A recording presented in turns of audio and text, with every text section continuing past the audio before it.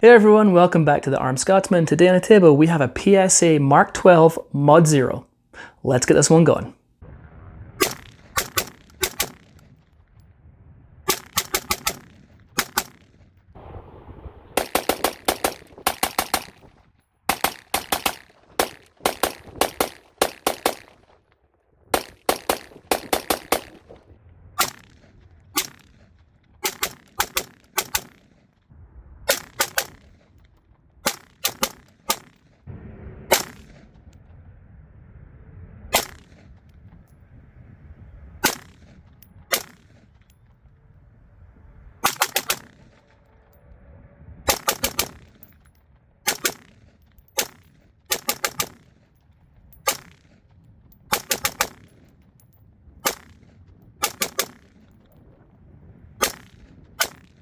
Alright, as I said everybody, this is the PSA Mark 12 Mod 0. Very cool rifle. We're going to go over the features, the accuracy and things like that.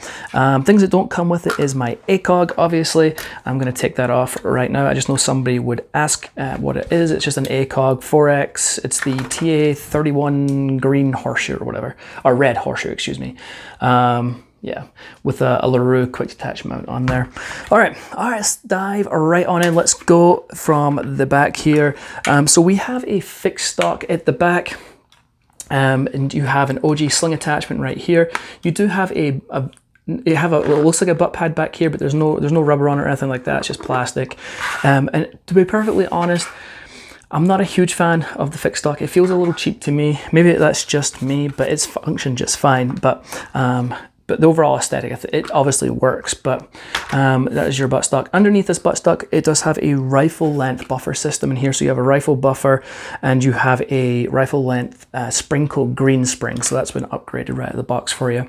Move along to the front here, or to the top here. We do have backup sights. We'll just start right at the top. This is done by PRI. So you have, this is already, as it does come with it.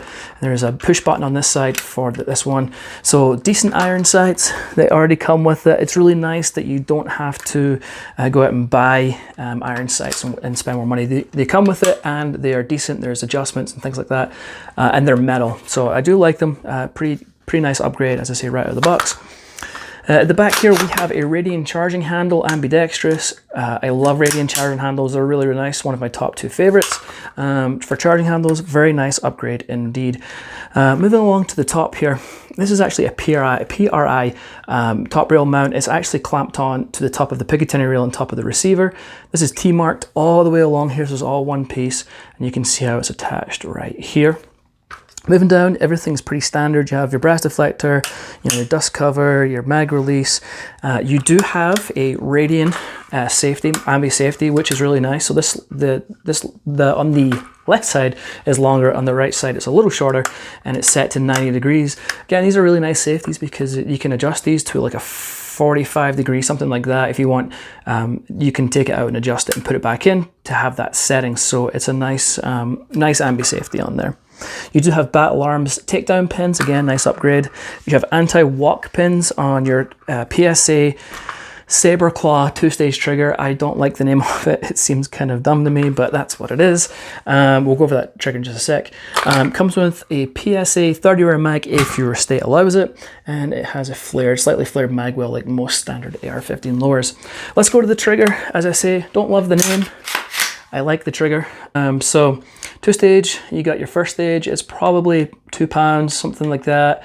And then you've got your very defined wall, very nice break. And then your let out, very little let out, very positive and tactile. It's a decent trigger. It is not bad at all. I cannot lie, I'm a bit of a trigger snub.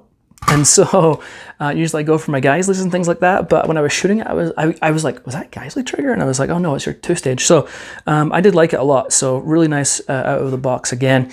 Moving down, you have an enhanced trigger guard right here, which you'll know that I love. I love enhanced trigger guards personally.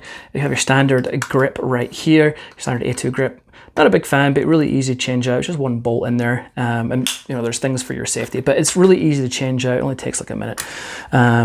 If you want to do that, again, it functions just fine, but if you have a preference, obviously, you can go ahead and change that out. Okay, Moving up to the handguard.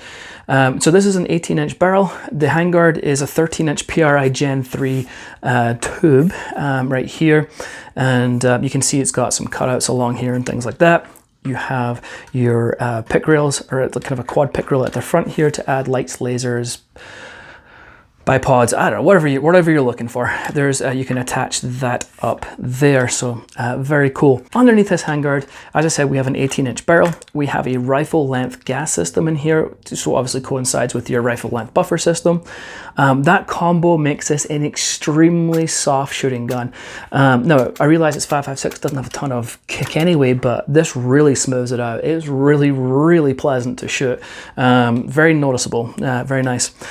So rifle length is a 1 in 7 twist, 1/2 x 28 thread pitch, 1 in 7 chambered in 5.56, so you can shoot 5.56 and 223 out the barrel. PRI front sight, which we already went over briefly right a minute ago.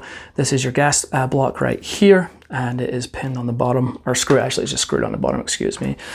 Up here is an Otter Creek muzzle device, and this is actually a thread protector right here, so you can take this off and you can attach certain Otter Creek suppressors. However, if you want to switch this out and put a different muzzle device on it, you can go ahead and do that. Overall quality of construction on the outside is really nice. Tons of really nice upgrades. It's very cool. Let's do the wiggle test. This does not affect function in any kind of way with the gun. It's just like, I like to see how much I like to just see how much play there is between the upper and lower receiver. Again, it won't affect the actual gun, so don't worry about it. Yeah, it's just a little bit of play in there, nothing much. But that is the outside of the gun. Let's go ahead and just take this down real fast so I can show you the bolt carrier group.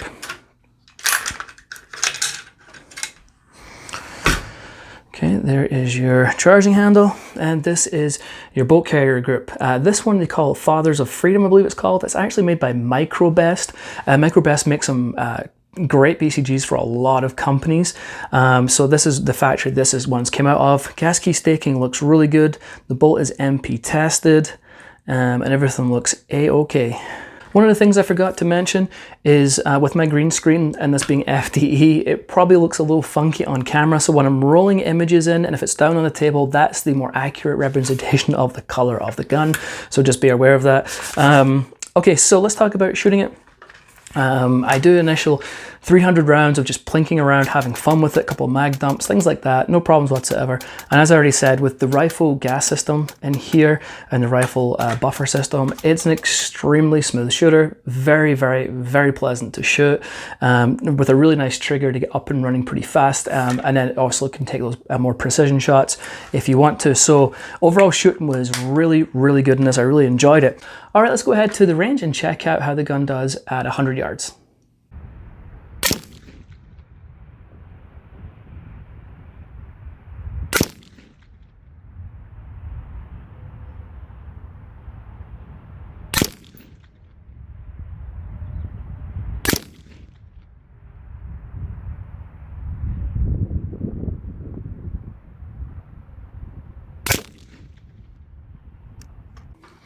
All right, so obviously I was using the ACOG that I have on here at 100 yards. Let's check out the accuracy.